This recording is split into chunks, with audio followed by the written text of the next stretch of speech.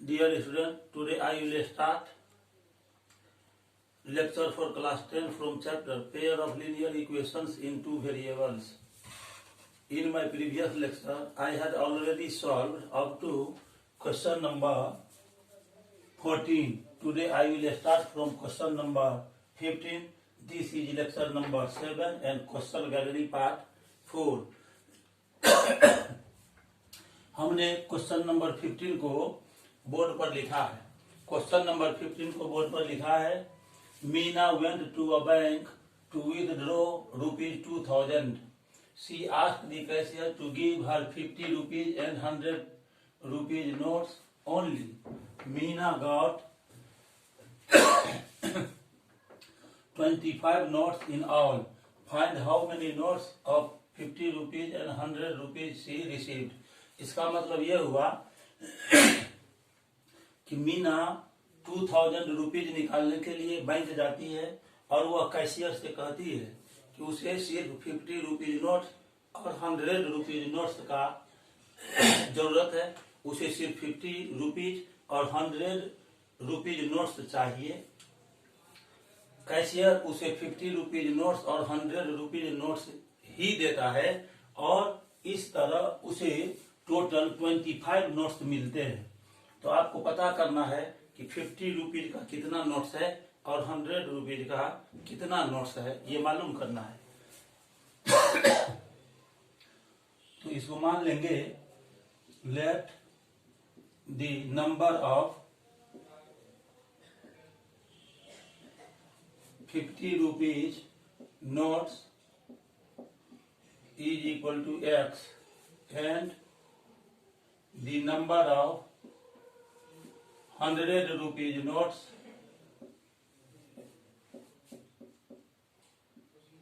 is equal to y. Question में दिया हुआ है कि टोटल अमाउंट वह 2000 रुपीज बैंक से निकालती है। तो यहाँ पर देखिए 50 रुपीज का नोट है x, तो x नोट है 50 रुपीज का, तो उसका टोटल अमाउंट क्या होगा। तो अकॉर्डिंग टू क्वेश्चन यहाँ पर देखिए 50 रुपीज का नोट है x, तो टोटल अमाउंट हो जाएगा 50 इंटू x। ये 50 रुपीज का जो x नोट्स है उसका अमाउंट हुआ और 100 रुपीज नोट्स है y, तो 100 रुपीज का y नोट्स है, तो 100 से y में इंटू करेंगे तो हो जाएगा 100y। ये 100 रुपीज नोट्स का टोटल अमाउंट हुआ 100y और 50 रुपीज नोट्स का टोटल अमाउंट हो गया 50x। दोनों को ऐड कर देते हैं तो ये 2000 रुपीज के इक्वल आ जाता है। यहाँ टोटल अमाउंट है 2000 रुपीज, तो इज इक्वल टू हो जाएगा 2000। अब हो गया 50x plus 100y is equal to 2000। अब इस दोनों टर्म से हम 50 को कॉमन ले लेंगे तो यहाँ ब्रैकेट के अंदर बचेगा x plus 2y is equal to 2000। Therefore x plus 2y is equal to, ये हो जाएगा 2000 और ये 50 लेफ्ट साइड मल्टीप्लाई में है, राइट साइड इसको शिफ्ट करेंगे तो ये आ जाएगा डिवाइड में। ये 0 0 कैंसिल, 5 से 200 को कट करेंगे तो आ जाएगा 40। इस तरह से x प्लस 2y का वैल्यू आ गया 40। इसको मान लेंगे फर्स्ट इक्वेशन। दूसरा कंडीशन दिया हुआ है कि टोटल नंबर ऑफ नोट्स 25 है, यानी 50 रुपीज का जितना नोट्स है और 100 रुपीज का टोटल जितना नोट्स है, दोनों को एक साथ हम काउंट करते हैं तो 25 नोट्स आता है। तो 50 रुपीज का x नोट्स है और 100 रुपीज का y नोट्स है। तो अगेन ये जो 50 रुपीज का x नोट है और 100 रुपीज का y नोट्स, तो टोटल काउंटिंग में मिलाकर हो जाएगा 25 नोट्स। अब यहाँ देखिए फर्स्ट इक्वेशन और सेकंड इक्वेशन में दोनों जगह x मौजूद है सेम साइन के साथ, इसलिए फर्स्ट में सेकंड को सब्ट्रैक्ट करेंगे। तो हम यहाँ लिखेंगे from first minus second we have first में सेकंड इक्वेशन को सब्ट्रैक्ट कर देना है। फर्स्ट इक्वेशन है x plus 2y is equal to 40 और सेकंड इक्वेशन है x plus y is equal to 25। यहाँ माइनस करेंगे तो नीचे वाले एक्सप्रेशन के टर्म्स के साइन को हम चेंज कर देंगे। Plus x minus x cancel, यहाँ प्लस 2y है और यहाँ माइनस y है, तो 2y से y को माइनस करेंगे तो y आएगा और 40 से 25 माइनस करेंगे 15 आएगा। y का वैल्यू 15 आ गया। y का जो ये वैल्यू 15 होगा वो या तो फर्स्ट में रख देंगे या सेकंड में, तो x का वैल्यू निकल जाएगा। तो ये फर्स्ट इक्वेशन है, इसमें y के जगह पर हम यहाँ 15 रख देते हैं। Putting y is equal to 15 in 1 we get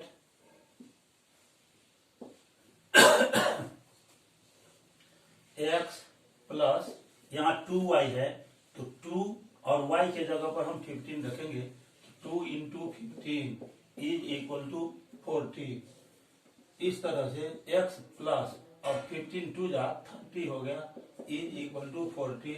therefore x is equal to 40 और ये प्लस 30 है, राइट साइड ले जाएंगे तो हो जाएगा माइनस 30। x का वैल्यू आ गया 10।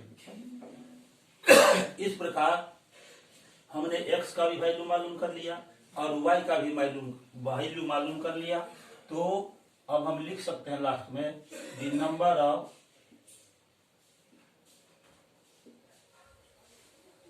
Of 50 rupees notes. x माना था तो x के जगह पर 10 आया तो यहाँ पर 10 लिखेंगे और the number of 100 rupees notes, ये हमने y माना था, यहाँ पर 50 रुपीज नोट्स x है, x का वैल्यू 10 आ गया और नंबर ऑफ 100 रुपीज नोट्स हमने y माना था, y का वैल्यू 15 आ गया। यही आंसर हो गया। इस प्रकार हमने अभी ये फाइंड किया कि 50 रुपीज का 10 नोट्स है और 100 रुपीज का 15 नोट्स है। क्वेश्चन नंबर 15 को सॉल्व करने के बाद अब हम क्वेश्चन नंबर 16 लिखेंगे बोर्ड पर और उसे सॉल्व करेंगे। आइए अब क्वेश्चन नंबर 16 को बोर्ड पर लिख रहे हैं। क्वेश्चन नंबर 16,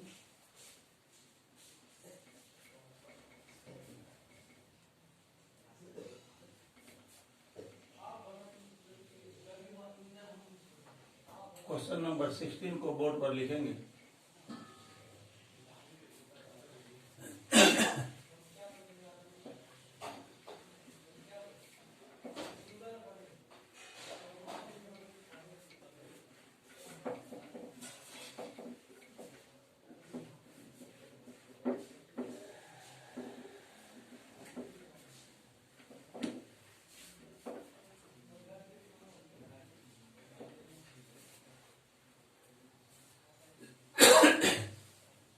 आइए अब हम क्वेश्चन नंबर 16 लिखते हैं।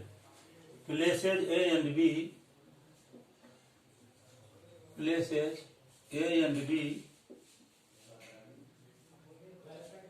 Are 100 kilometre apart on a highway.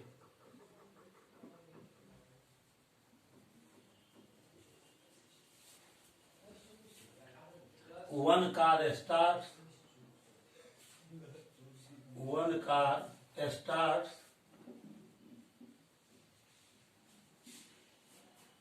from A and another car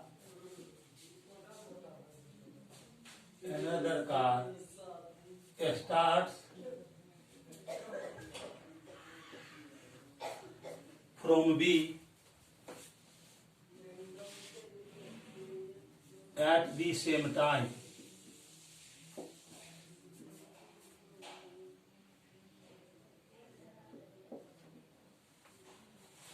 If the cars travel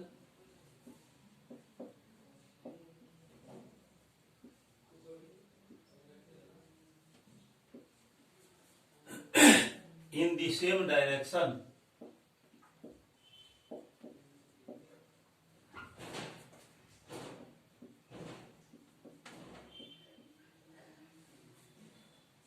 at different speeds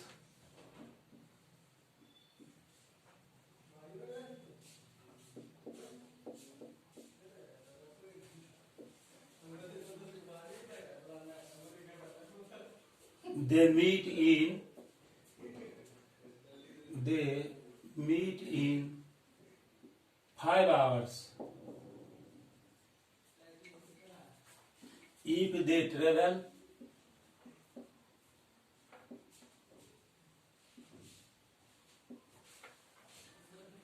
towards each other.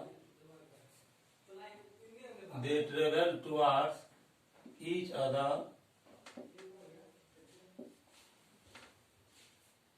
They meet in 1 hour. They meet in 1 hour. What are the speeds of two cars? What are the speeds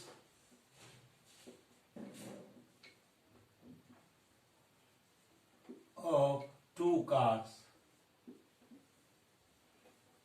ये देखिए question को हमने board पर लिख लिया है। Places A and B are 100 kilometre apart on a highway. एक highway पर 2 प्लेसेज है। मान लीजिए ये ए प्लेसेज है और ये बी प्लेसेज है। ये 2 प्लेस है हाईवे पर, इसके बीच का डिस्टेंस दिया हुआ है 100 किलोमीटर। दोनों प्लेस के बीच का डिस्टेंस है 100 किलोमीटर। एक कार ए से स्टार्ट होता है और दूसरा कार बी से स्टार्ट होता है। सेम टाइम पर प्लेस ए से एक कार स्टार्ट होता है और प्लेस बी से दूसरा कार स्टार्ट होता है। फर्स्ट केस में ये दिया हुआ है कि दोनों कार सेम डायरेक्शन में डिफरेंट स्पीड से चलता है। तो 5 आवर्स के बाद दोनों कार एक दूसरे से मिलता है। सेकंड केस में दिया हुआ है कि यदि दोनों कार एक दूसरे की ओर चलता है, एक कार ए से बी की तरफ चलता है, एक बी से ए की तरफ चलता है, तो दोनों एक दूसरे से 1 आवर में मिलता है। तो हमको ये निकालना है कि दोनों कार का स्पीड क्या है। अब मान लीजिए यहां से ये फर्स्ट कार है, इधर की ओर ए से बी की ओर चलता है। इसका स्पीड है x किलोमीटर पर आवर।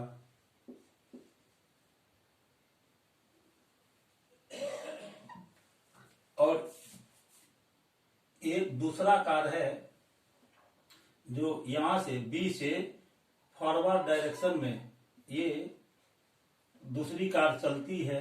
इसका स्पीड है y किलोमीटर पर आवर। तो 5 आवर्स के बाद पहला यहां जो देखिए 5 आवर्स के बाद जो कार ए से खुलती है वह दूसरे कार से मिल जाती है। यानी यहां से मान लेते हैं कि ये पॉइंट सी है और यहां से एक कार चली, पहली कार चली और बी से दूसरी कार चली, दोनों सेम डायरेक्शन में और सेम टाइम पर चलती है। तो 5 आवर्स के बाद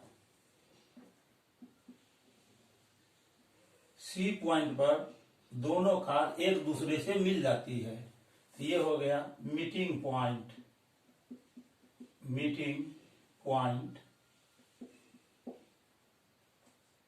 ये मीटिंग पॉइंट सी हो गया।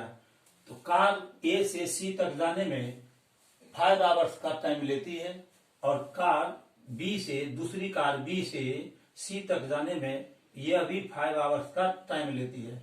दोनों सेम टाइम पर चलती है और 5 आवर्स के बाद मिलती है। तो पहली कार को ए से सी तक जाने में 5 आवर्स लगा, जबकि दूसरी कार को बी से सी तक जाने में यहां से 5 आवर्स लगा। अब हम क्या करेंगे कि जो कार ए से खुलती है वह 5 आवर्स में कितना डिस्टेंस ट्रेवल करेगी, ये हम निकाल लेंगे। तो आप जानते हैं डिस्टेंस बराबर होता है स्पीड इंटू टाइम। स्पीड इसका हमने x किलोमीटर पर आवर माना है। तो पहली कार ए से सी तक जो जाएगी तो उसको ट्रेवल करना पड़ेगा 5x kilometre. Distance is equal to होता है टाइम इंटू स्पीड। और दूसरी कार 5 आवर्स में बी से सी तक जाती है, तो यहां से बी से सी तक का डिस्टेंस हो जाएगा। इसका स्पीड हमने y किलोमीटर पर आवर माना है, तो y किलोमीटर को 5 से इंटू करेंगे तो ये हो जाएगा 5y किलोमीटर। अब हम लिखेंगे let the speed of the car, the speed of the first car is equal to x kilometer per hour and the speed of the second car is equal to y kilometre per hour. मान लिया कि पहले car का speed x kilometre per hour है और दूसरे car का speed y kilometre per hour है, तो अकॉर्डिंग टू क्वेश्चन इन दी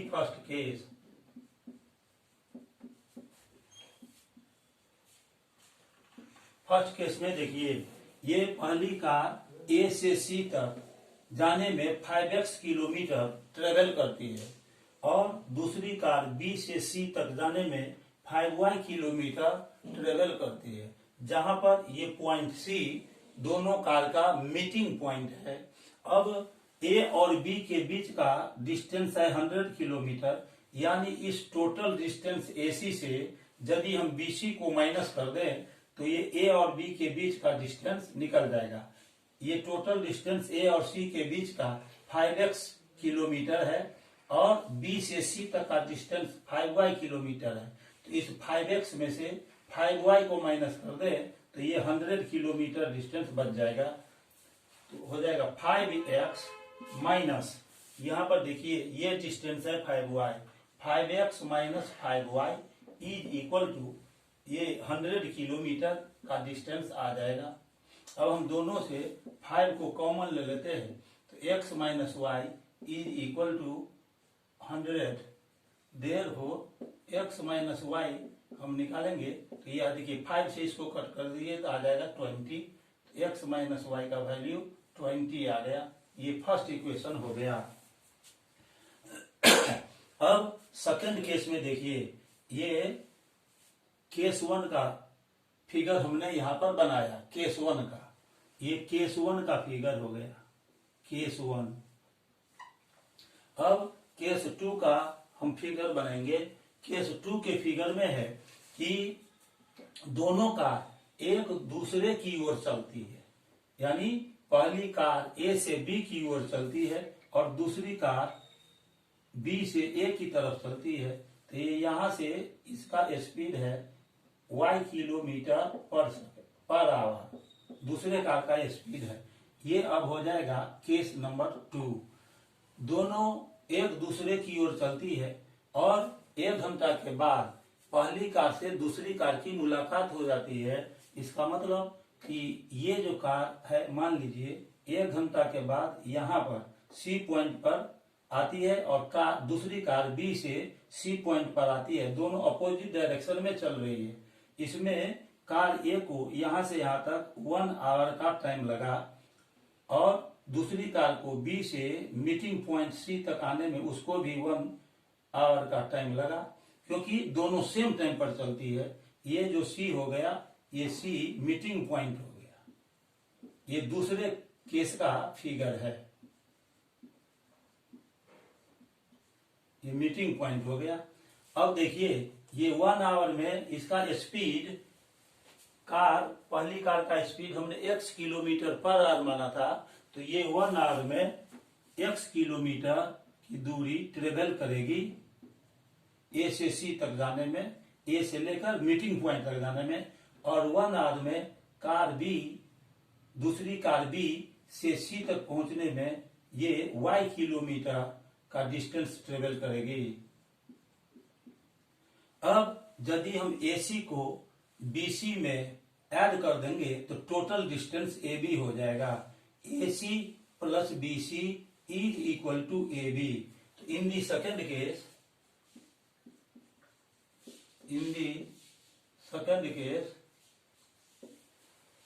पहली कार A से C तक आती है तो x किलोमीटर का डिस्टेंस ट्रेवल करती है, तो ये हो गया x किलोमीटर, और दूसरी कार B से C तक आती है तो y किलोमीटर का डिस्टेंस ट्रेवल करना पड़ता है। तो x प्लस y में यदि हम ऐड कर दे, x में y को ऐड कर दे तो ये टोटल डिस्टेंस AB निकल जाएगा, वो हो जाएगा 100 किलोमीटर। तो ये x plus Y is equal to हो गया 100। अब ये जो 2 इक्वेशंस आया इसको हम सॉल्व करेंगे। यहाँ पर देखिए, यहाँ y निगेटिव है, यहाँ पर ये पॉजिटिव साइन है, इसीलिए फर्स्ट में सेकंड को हम ऐड कर देंगे तो हमें x का वैल्यू आ जाएगा। आइए अब हम इक्वेशन फर्स्ट और सेकंड को ऐड करते हैं। एडिंग, ये जो पोर्शन हमने अभी बनाया आप इधर का पोर्शन लिखेंगे।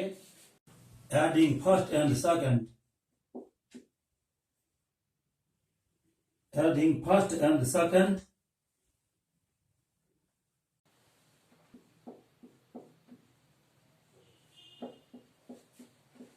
वी गेट, फर्स्ट में सेकंड को ऐड करेंगे। फर्स्ट इक्वेशन है x minus y is equal to 20 और सेकंड इक्वेशन है x plus Y is equal to 100। दोनों को ऐड कर देंगे, minus y plus y cancel हो जाएगा, x में x को ऐड करेंगे तो ये हो जाएगा 2x, 100 में 20 को ऐड करेंगे आ जाएगा 120, 2 से 120 को कट कर देंगे आ जाएगा 60। Therefore x is equal to हो गया 60। x का जो ये वैल्यू आया ये या तो फर्स्ट में रख देंगे या सेकंड में रख देंगे। आइए हम इसे सेकंड में रखते हैं।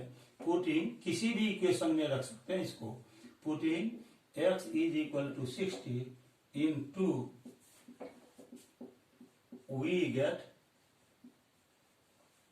2 में हम x का वैल्यू रख देंगे, जहां पर x आया है वहां पर हम 60 लिखेंगे तो 60 plus Y is equal to 100।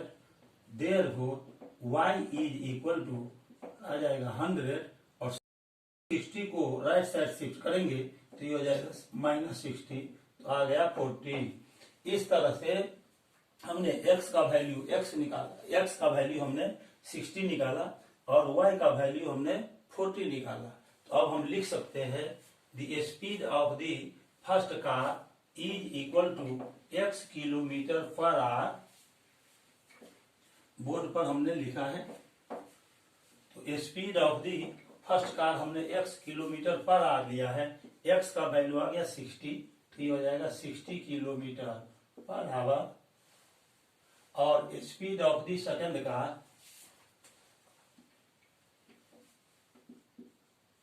The speed of the second car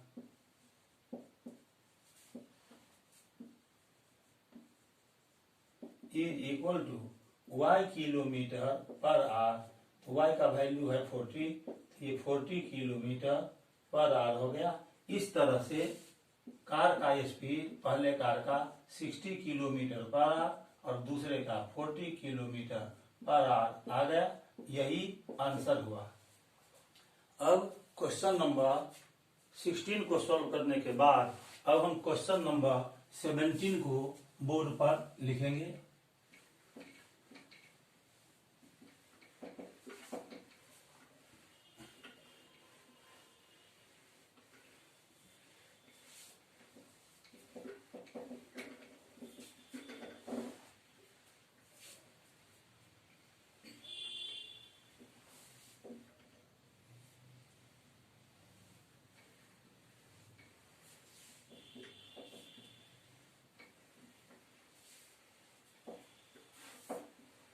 question number 17 को हम अब बोर्ड पर लिखने जा रहे हैं।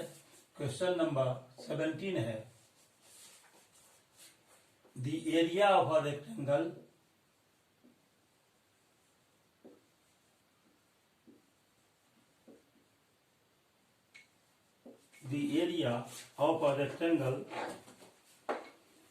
gets reduced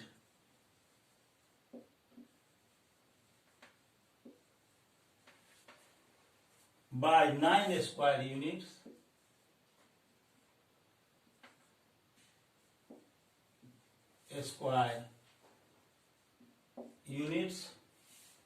if its length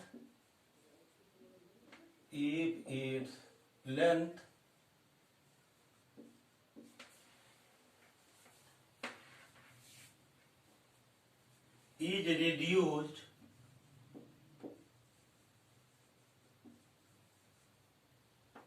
by 5 units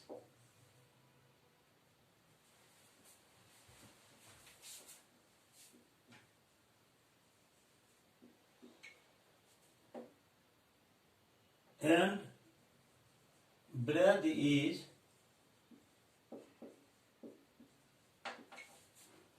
increased by 3 units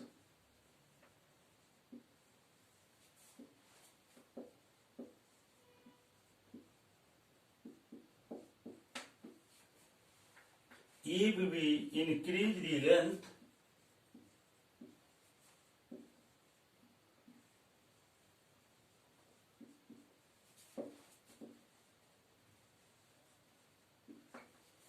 by 3 units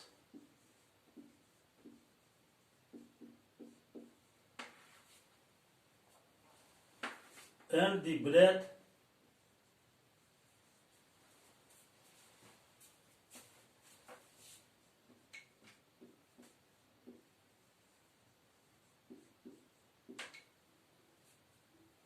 by 2 units.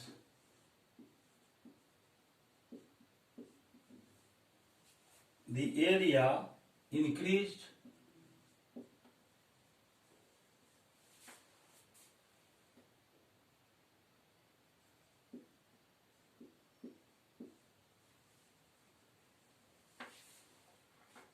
by 67 square units.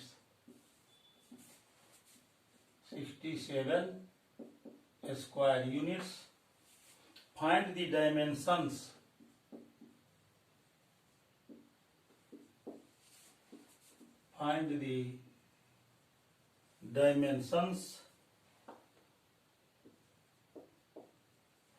of the rectangle. ये question number 17 है। इस 17 नंबर क्वेश्चन में देखिए, हमको रेक्टेंगल का डायमेंशन निकालना है। डायमेंशन मीन्स रेक्टेंगल का लेंथ और ब्रेथ निकालना है। तो सबसे पहला काम करेंगे कि हम लेंथ को x यूनिट मान लेंगे और ब्रेथ को y यूनिट मान लेते हैं। Late length of the rectangle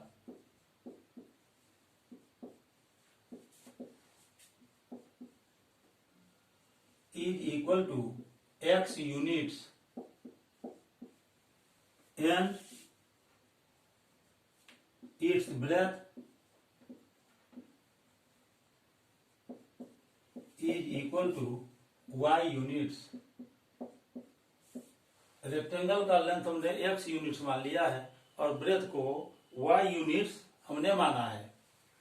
तो इस प्रकार से अब हम इसका एरिया निकाल सकते हैं।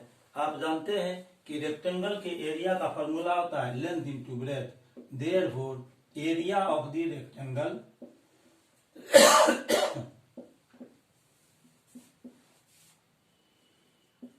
इज इक्वल टू होता है L इंटू V। लेंथ को हमने x यूनिट्स माना है और ब्रेथ को y यूनिट्स माना है। इस दोनों को मल्टीप्लाई कर लेंगे तो हो जाएगा xy स्क्वायर यूनिट्स। ये रेक्टेंगल का ओरिजिनल एरिया हुआ। अब इन दी फर्स्ट केस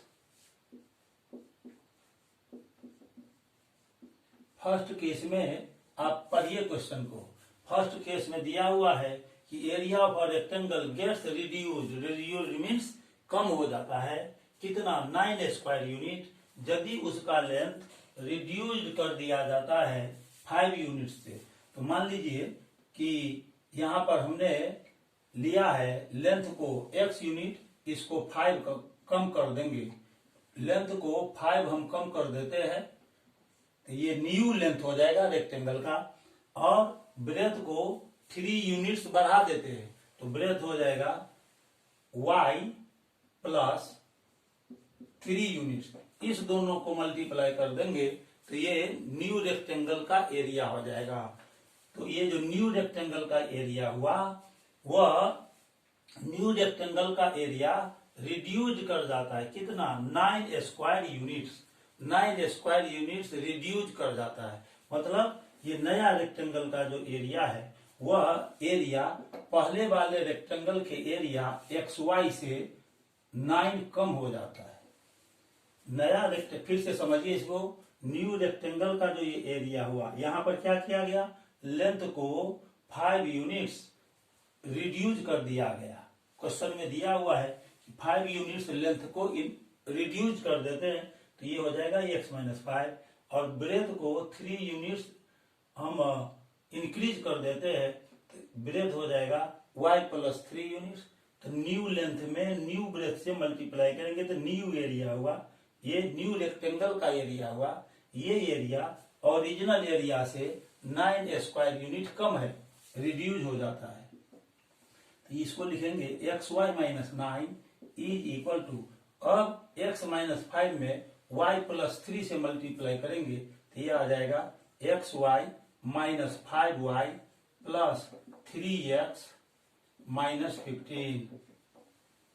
अब देखिए XY दोनों तरफ है तो ये कैंसिल हो गया, तो इस साइड बच गया minus 9 is equal to 3x, positive है इसको पहले लिख रहे हैं तो ये आ जाएगा 3x माइनस 5y माइनस 15। अब हम इसके बाद माइनस 15 को लेफ्ट साइड शिफ्ट करेंगे तो यहाँ माइनस साइन है, इस साइड लेफ्ट साइड आएगा तो ये हो जाएगा प्लस 15। तो minus 9 plus 15 is equal to 3x minus 5y, यानी हमारे पास एक इक्वेशन आ जाएगा 3x माइनस 5y का वैल्यू आ जाएगा कितना आएगा, 15 में से 9 माइनस कर देंगे तो 6 आ जाएगा। तो 3x minus 5y is equal to 6। इसको हम फर्स्ट इक्वेशन मान लेते हैं।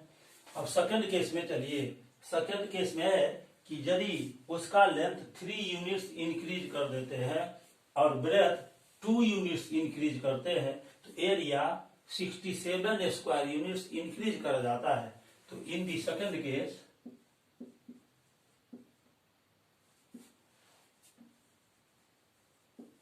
लेंथ को 3 यूनिट्स इंक्रीज कर दिया गया तो न्यू रेक्टेंगल जो बनेगा उसका लेंथ हो जाएगा x प्लस 3,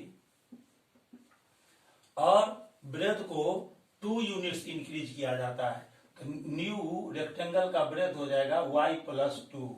ये जो ओरिजिनल रेक्टेंगल का ब्रेथ दिया हुआ था y यूनिट वो 2 यूनिट बढ़ गया, और लेंथ जो x यूनिट दिया हुआ था वो 3 यूनिट्स बन गया।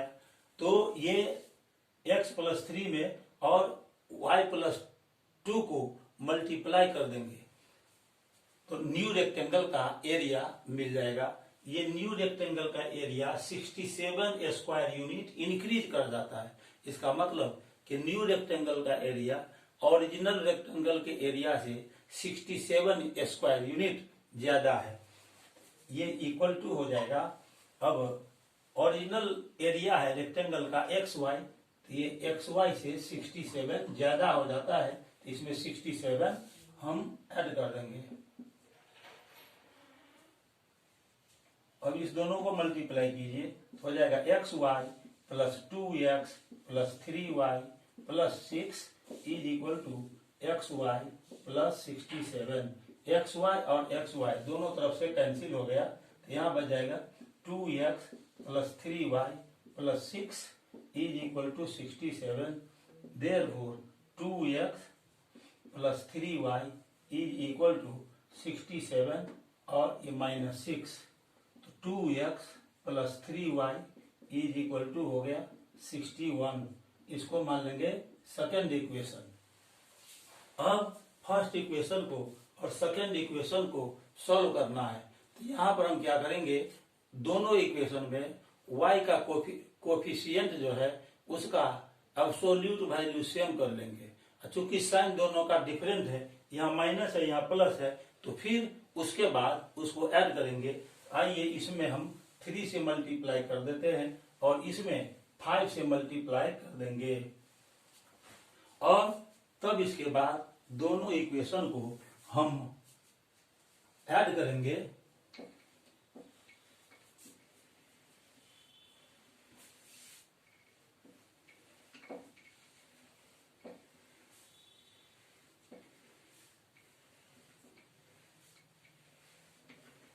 हम लिखेंगे इस पोर्शन के बाद हम राइट साइड का जो पोर्शन है उसके बाद हम लेफ्ट साइड स्टेप को लेकर चल रहे हैं। फ्रॉम फर्स्ट इंटू 3 और plus second into 5 we get, first equation है 3x minus 5y is equal to 6। 3 से मल्टीप्लाई करेंगे तो हर एक टर्म में 3 से मल्टीप्लाई हो जाएगा। 3 3 जा 9x और माइनस ये 5 3 जा 15 हो जाएगा। 15y इज इक्वल टू और फिर 6 3 जा 18 हो जाएगा। सेकेंड इक्वेशन में हमने 5 से मल्टीप्लाई किया है तो 5 2 जा 10x प्लस 5 3 जा 15y इज इक्वल टू 61 5 जा 305। इस दोनों को ऐड कर देंगे तो minus 15y plus 15y cancel, 10 में 9 जोड़ेंगे तो हो जाएगा 19x इज इक्वल टू 18 में 305 को ऐड करेंगे 323। Therefore x is equal to 323। 19 multiply में है, राइट साइड शिफ्ट होगा तो डिवाइड में आ जाएगा। 19 से इसको कट करेंगे तो 19 1 जा 19, 32 से 19 माइनस हो जाएगा तो 13 बचेगा। 13 पर 3 आ जाएगा 133। 19 7 जा होता है 133। तो इस तरह x का वैल्यू 17 आ गया। x का जो वैल्यू 17 आया इसको हम फर्स्ट में पुट कर देंगे। Putting x is equal to 17 in 1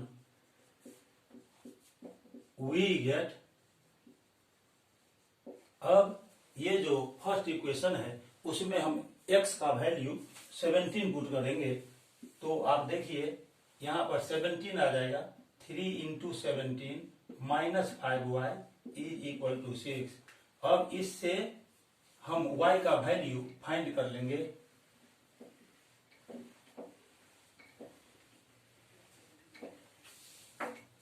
seventeen 3 जा 51 minus 5y is equal to 6। अब 6 को लेफ्ट साइड शिफ्ट करेंगे और 5y को राइट साइड, तो 51 minus 6 is equal to 5y, तो 45 इज इक्वल टू 5y। 5 से कट कर देंगे या 5 9 जा, therefore y is equal to 9। तो x और y दोनों का वैल्यू हमने निकाल लिया। लेंथ निकला 19 नहीं 17 और ब्रेथ निकला, y माने थे ब्रेथ को तो वो हो गया 9। Length of the rectangle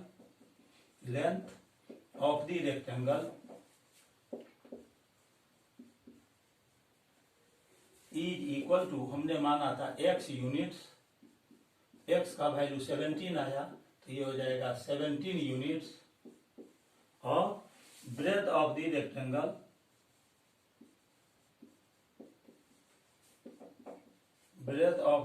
rectangle is equal to y units हमने माना था, y का वैल्यू आ गया 9, हो जाएगा 9 units.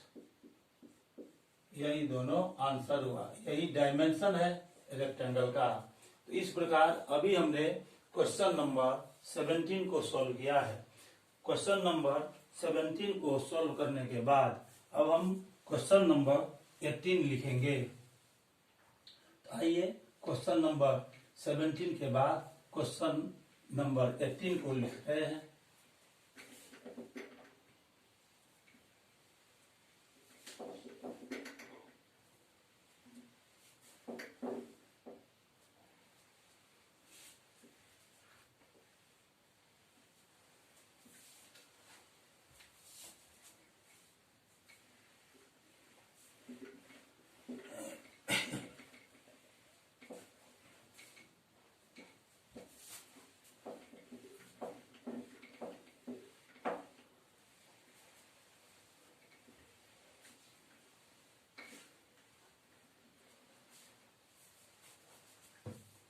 Question number 18।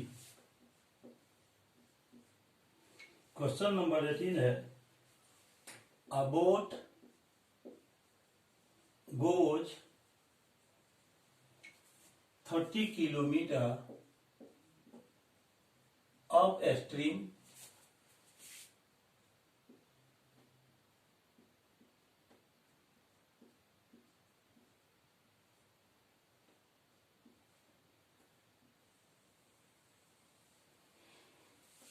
A boat goes 30 kilometer upstream and 40 kilometer and 44 kilometer downstream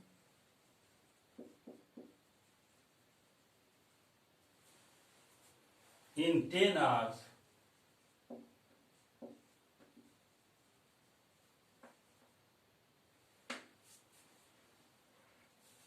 In 13 hours,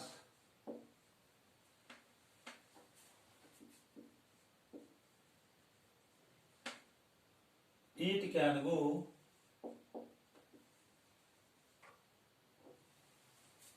in 13 hours, it can go 40 kilometer upstream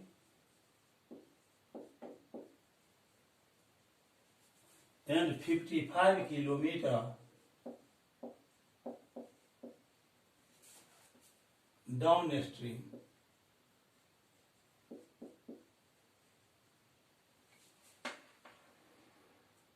Determine the speed of the stream. Determine the speed of the stream and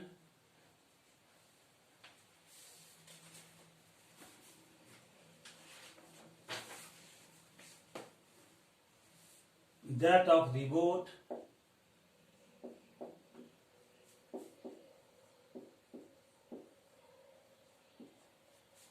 in still water.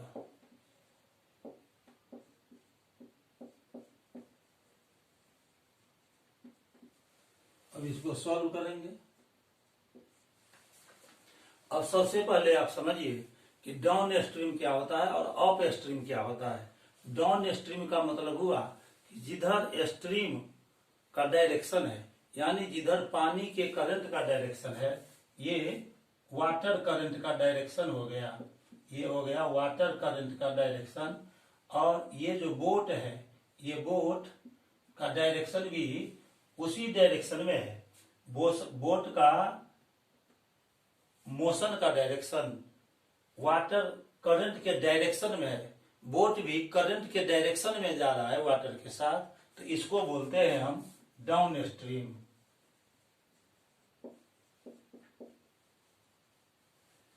और मान लीजिए water current का direction है, water current का ये direction है और ये बोट है, यहां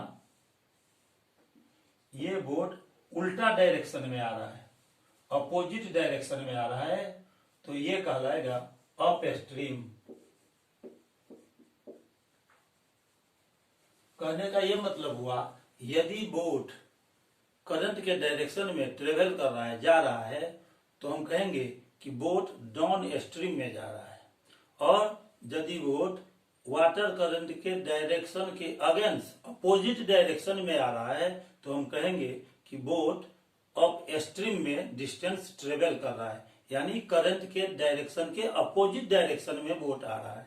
तो आइए अब हम इस क्वेश्चन में देखते हैं कि हमको दो चीज निकालना है, एक स्ट्रीम का स्पीड और एक बोट का स्टिल वाटर में स्पीड। स्टिल वाटर में स्पीड का मतलब ये हुआ कि बोट का अपना स्पीड कितना है ये निकालना है। तो मान लेते हैं कि let the speed of the boat in still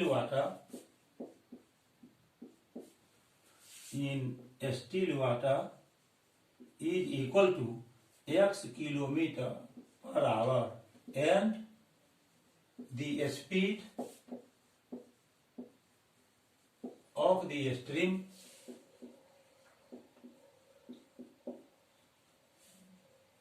is equal to y kilometer per hour।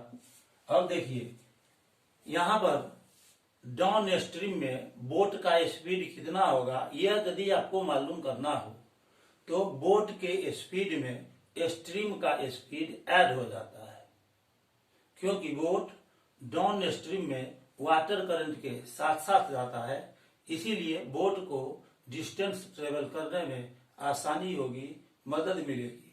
उस केस में बोट का स्पीड निकालने के लिए उसमें स्ट्रीम का स्पीड हम ऐड कर देते हैं। तो speed of the boat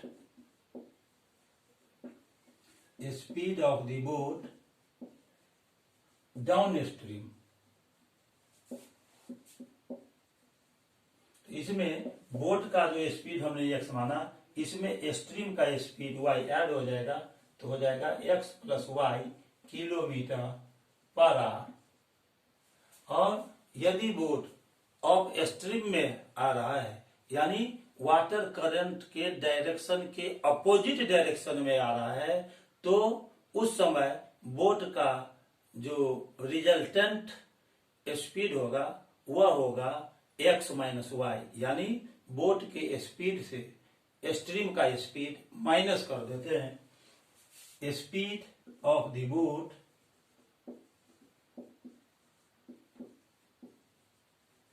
upstream is equal to हो जाएगा x minus y kilometre per hour. In the first case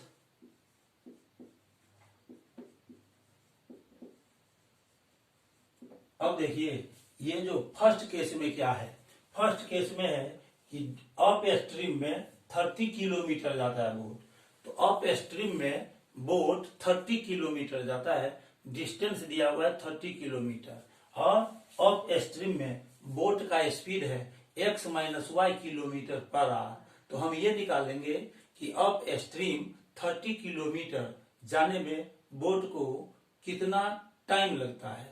तो टाइम निकालने के लिए आप फार्मूला जानते हैं कि डिस्टेंस बाय स्पीड होता है। तो यहाँ डिस्टेंस 30 किलोमीटर है और अप स्ट्रीम में speed x minus y kilometre per आ रहा है, तो 30 किलोमीटर जो अप स्ट्रीम में जाएगा उसमें टाइम कितना लगेगा।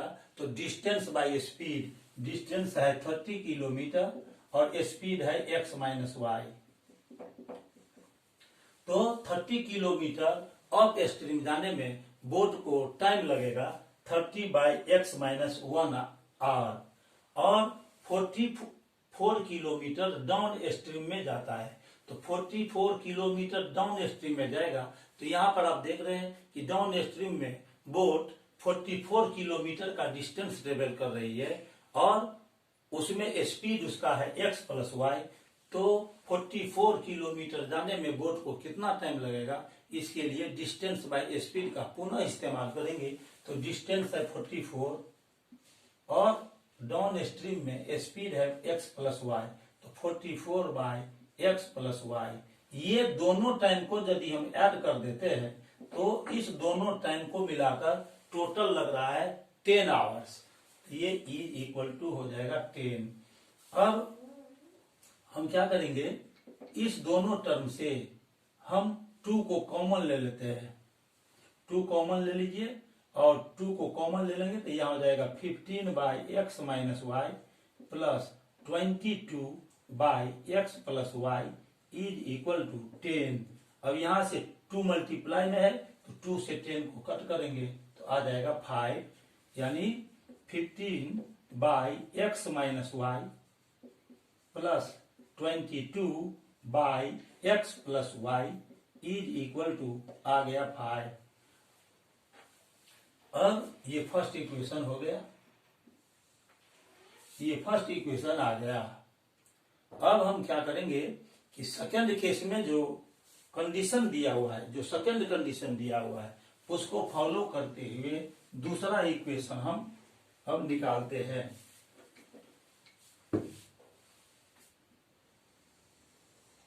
इन दी सेकंड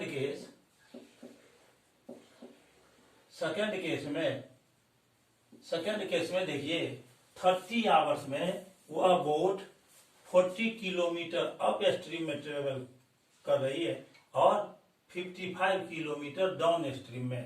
तो ये जो 40 किलोमीटर है अप स्ट्रीम में, 40 किलोमीटर अप स्ट्रीम में यदि बोट जाती है तो उसमें उसको कितना टाइम लगेगा, तो डिस्टेंस बाय स्पीड का पुनः इस्तेमाल करेंगे टाइम निकालने के लिए।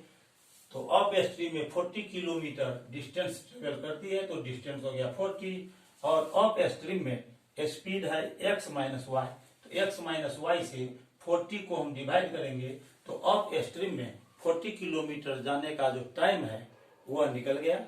और डाउन स्ट्रीम में 55 किलोमीटर जा रही है तो डिस्टेंस यहाँ पर हो जाएगा 55 किलोमीटर, और डाउन स्ट्रीम में स्पीड है x + y, तो इसको स्पीड से डिवाइड कर दिया x + y से, तो 55/x + y टाइम हो गया डाउन स्ट्रीम में 55 किलोमीटर जाने में। अब इस दोनों टाइम को यदि हम ऐड कर देते हैं तो इसमें टोटल टाइम लगता है 13 आवर्स, यहां पर लिख देंगे 13। अब इसके बाद हम क्या करेंगे, यहां से 40 से और 55 से 5 को कॉमन ले लेंगे तो यहां हो जाएगा 8/x - y प्लस 5 से 55 को डिवाइड करेंगे तो यह आ जाएगा 11/x + y is equal to 13। Therefore 8/x - y plus 11/x + y is equal to 13, और ये 5 मल्टीप्लाई में इस साइड लाएंगे तो ये डिवाइड में हो जाएगा। इसको मान लेंगे सेकेंड इक्वेशन। या आप ऐसा करें कि ये जो सेकेंड इक्वेशन आया इसमें हमने 5 को कॉमन लिया था। अब ये जो सेकेंड इक्वेशन है और यहां पर देखिए ये फर्स्ट इक्वेशन है। आपको मैंने इक्वेशन को जो सोल्व किया था प्रीवियस लेक्चर में, उसमें बोला था कि यदि यहाँ y में 1 - x y है दोनों में, और यहाँ पर 1/x + y है, तो आप उसको a और b मान के भी बना सकते हैं। तो अब देखिए यहाँ पर मान लीजिए 1/x - y is equal to a and 1/x + y is equal to b मान लेते हैं। तो क्या आ जाएगा, फ्रॉम फर्स्ट से आ जाएगा, ये जो फर्स्ट है इससे आ जाएगा 15a। 15/x - y को हम लिख सकते हैं 15 इंटू 1/x - y, और 1/x - y को हमने a माना है तो ये हो जाएगा 15a plus 22b is equal to 5। इसको मान लेंगे थर्ड, ये थर्ड इक्वेशन आ गया। 1/x - y को हमने a माना है तो फ्रॉम सेकंड से देखिए, अब 1/x - y को हमने a माना है तो ये हो जाएगा 8a, और प्लस 1/x + y को हमने b माना है तो ये हो जाएगा 11b इज इक्वल टू 13/5। ये हो जाएगा फोर्थ इक्वेशन। अब यहाँ हम देखते हैं कि ये थर्ड इक्वेशन में b का कोएफिशिएंट 22 है और सेकंड इक्वेशन में b का कोएफिशिएंट 11 है। तो यदि सेकंड इक्वेशन में हम 2 से मल्टीप्लाई कर दें तो यहाँ हो जाएगा 11 2 जा 22b और फर्स्ट में भी 22b है और दोनों का पॉजिटिव साइन है, सेम साइन है, इसीलिए फर्स्ट में सेकंड को माइनस करना पड़ेगा। तो आइए अब हम इसको सॉल्व करेंगे थर्ड और फोर्थ इक्वेशन को।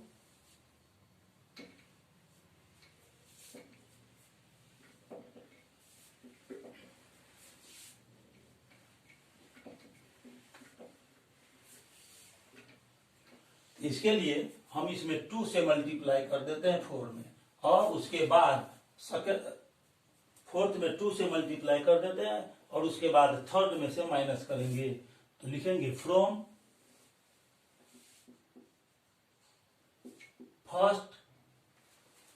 फर्स्ट नहीं, यहां पर थर्ड है, from third minus 4 into 2 we है। अब इसमें फर्स्ट ये थर्ड इक्वेशन है 15a plus 22b, 15a plus 22b is equal to 5 और सेकंड में फोर्थ में हमने 2 से मल्टीप्लाई किया है तो 8 2 जा 16a प्लस और फिर यहां पर हो जाएगा 11 2 जा 22b इज इक्वल टू और 13 2 जा 26/5।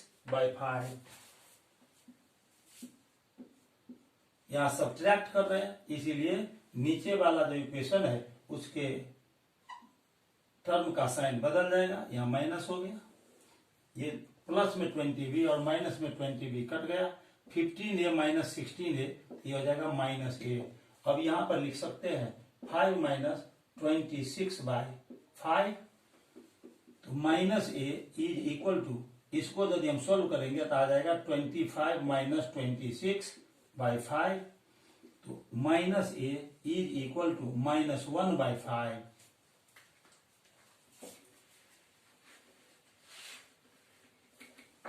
अब इसके बाद माइनस साइन दोनों तरफ है तो माइनस साइन दोनों तरफ से रिमूव हो जाएगा, a इज इक्वल टू आ गया 1/5। a का जो वैल्यू आया इसको हम थर्ड इक्वेशन में पुट कर देंगे, putting a is equal to 1/5 in 3 we है 15 into 1/5 plus 22b is equal to 5। यहाँ कट कर दीजिए, 5 3 जा 15 तो आ जाएगा 3 1 जा 3 plus 22b is equal to 5, 22b is equal to 5 और 3 को हम राइट साइड शिफ्ट करेंगे, 5 minus 3 22b is equal to हो गया 2। Therefore b is equal to 2/22, इसको कट करेंगे, 2 1 जा 2, 11 2 जा 22, b आ गया 1/11। अब हमने a और b का वैल्यू फाइंड कर लिया है। a और b का जो वैल्यू फाइंड किया उससे हमको फिर 2 इक्वेशन मिलेगा।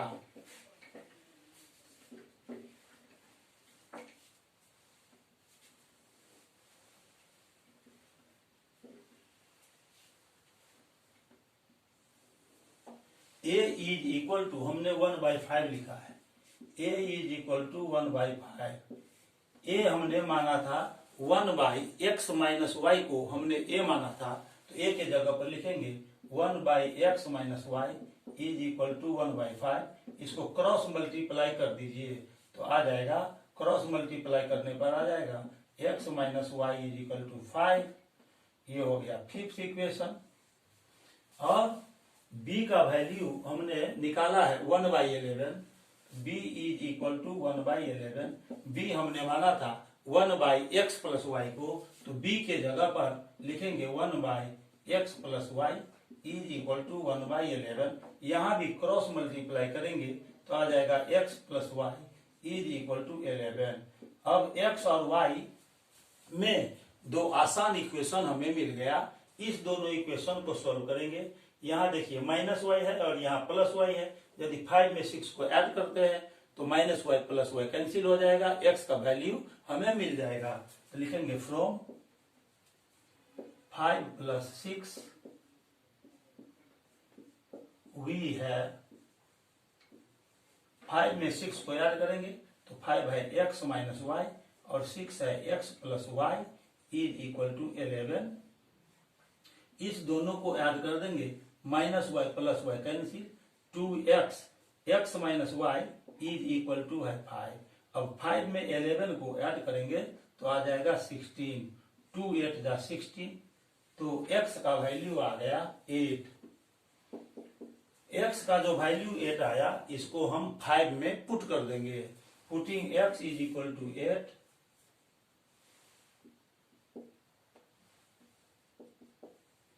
in 5 we get, यहां पर हम 8 रख देंगे, 8 - y = 5, देयरफॉर 8 और y को लेफ्ट साइड शिफ्ट करेंगे तो ये -5 हो जाएगा, = y, देयरफॉर y = 3। अब x और y का वैल्यू हमें मिल गया।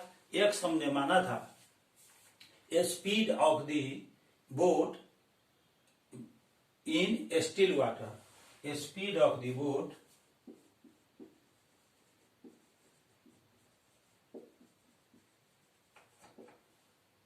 इन स्टिल वाटर, ये हमने माना था x km/h।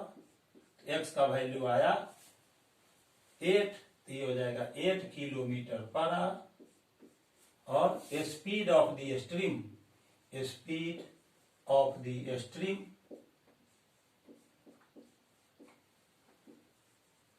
= y km/h, तो ये आ गया 3 km/h। यही दोनों आंसर हो गया। आज के लेक्चर में बस इतना ही। फिर मैं आपसे अगले लेक्चर में मिलूंगा। तब तक के लिए आपको बहुत बहुत धन्यवाद देना चाहते हैं। साथ भी ये बताना चाहते हैं, यदि आपने मेरे वीडियो लेक्चर को लाइक किया है तो इसे आप सब्सक्राइब भी कर दीजिए। लाइक करने के बाद और बेल आइकन को क्लिक करके इसे ऑल पर सेट कर दीजिए, ताकि मेरा हर वीडियो लेक्चर आपको मिलता रहे।